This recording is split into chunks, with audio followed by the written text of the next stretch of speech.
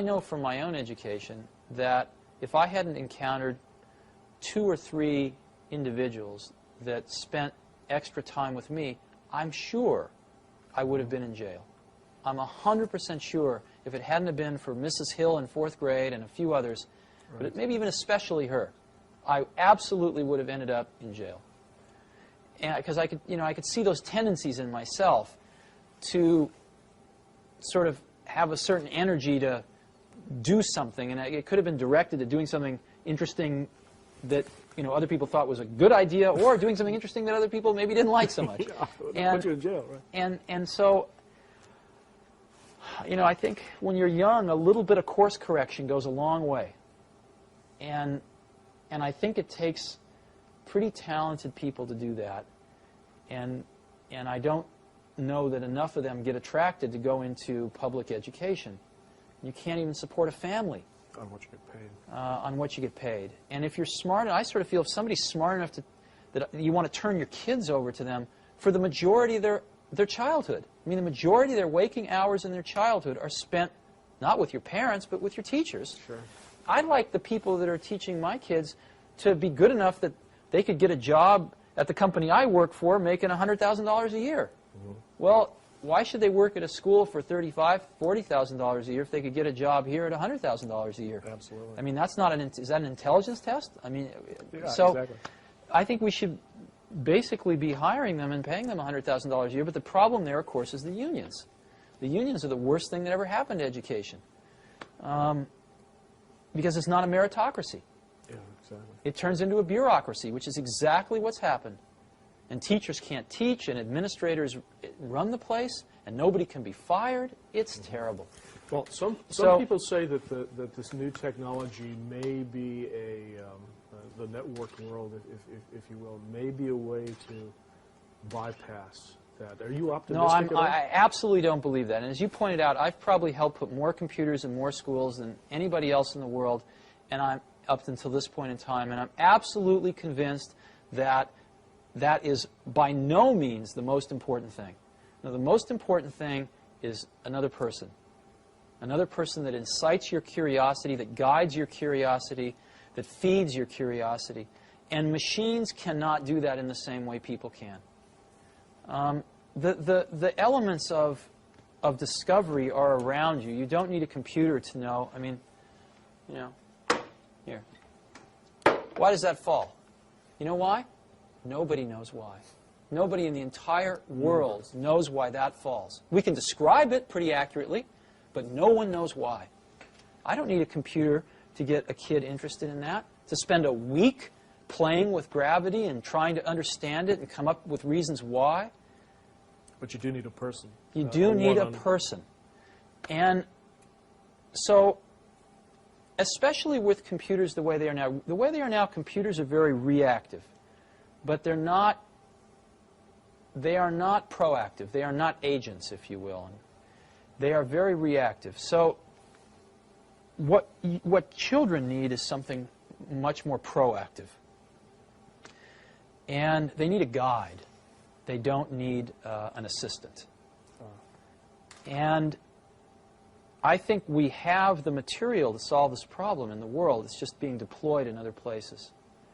And I've been very strong believer that what we need to do in education is go to the full voucher system. I know this isn't what you care about, but this is what I care about a great deal. Well, and this is exactly what we care about. Okay, great. This was believe it or not, this was at the end, and we're one of the things that I feel is that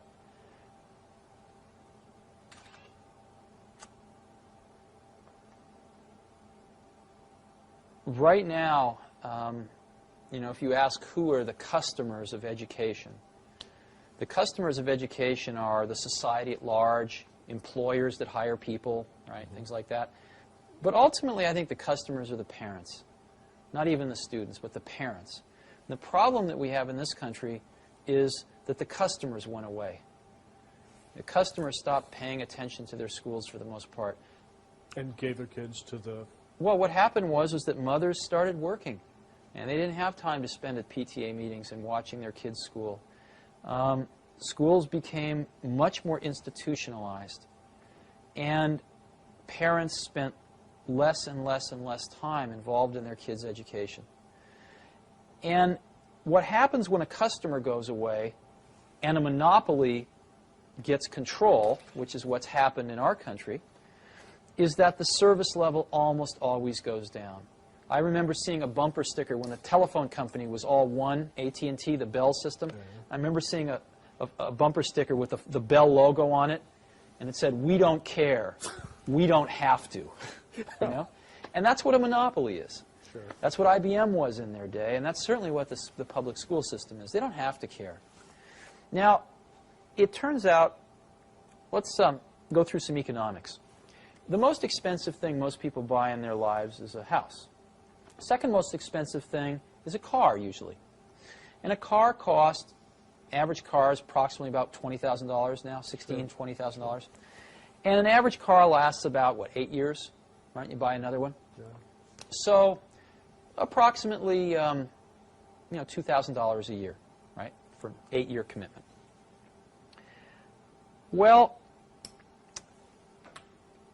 your child goes to school, right, approximately 8 years in K through 8, right? Right. You don't like to switch schools. It's about an 8-year commitment.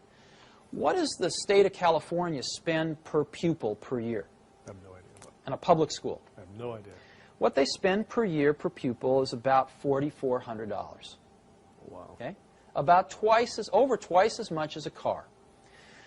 Now, it turns out that when you go to buy a car, you have a lot of information available to you to make a choice, and you have a lot of choices. Oh, yeah. I mean, General Motors and Ford and Toyota and Chrysler and Nissan, they are advertising at me like crazy. I can't get through a day without seeing 5 car ads. And they seem to be able to make these cars efficiently enough that they can afford to take some of my money and advertise to other people with it. Yeah. So that everybody knows all about these cars. And they keep getting better and better and better each year because there's a lot of competition. And there's a warranty. And there's a warranty, that's right.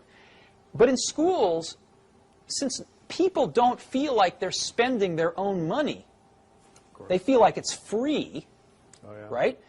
No one does any comparison shopping.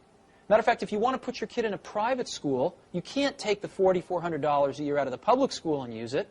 You have to come up with, $5,000 or $6,000 of your own, or even $4,400 of your own money. Sure. Or more. I believe very strongly that if the country gave each parent a voucher, a check for $4,400 that they could only spend at any accredited school,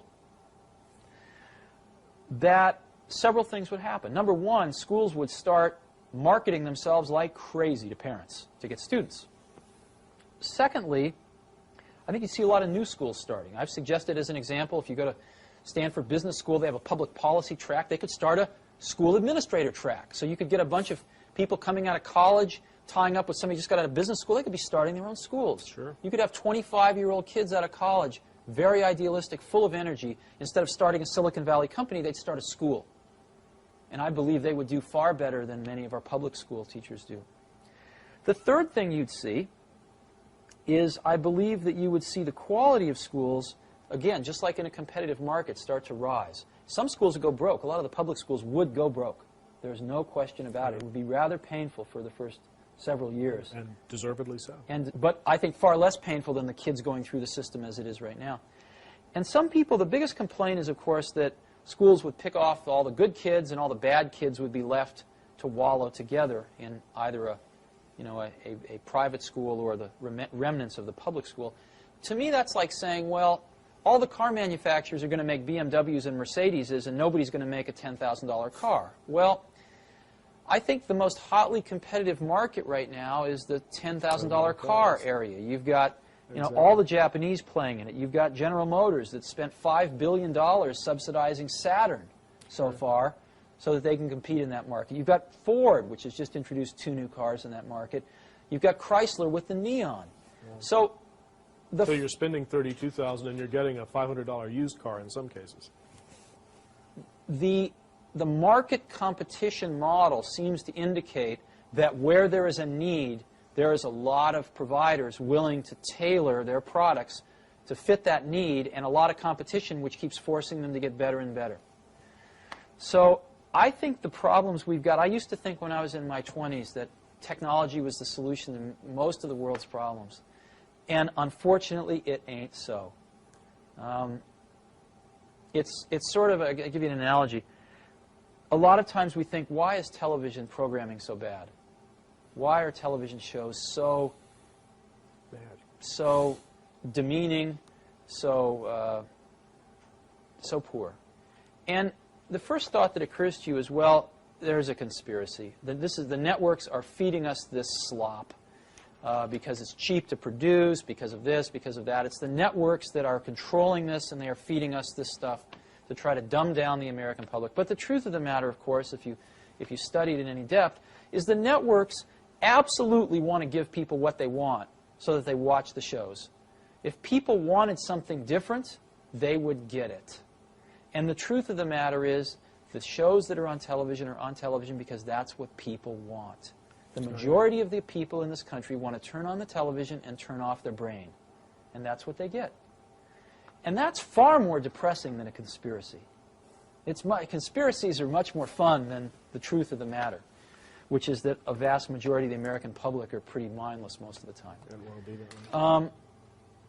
I think the school situation is equally, there's a parallel here when it comes to technology. It is so much more hopeful to think that technology can solve the problems that are really more human and more organizational and more political in nature.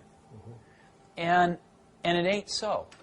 We need to attack these things at the root, which is people, and how much freedom we give people, the competition that will attract the best people. Unfortunately, the side effect of pushing out a lot of 46-year-old teachers that lost their spirit, 15 years ago and shouldn't be teaching right now. So I think I feel very strongly about this. And I wish it was as simple as giving every kid a computer, but it won't work. Yeah, and I'm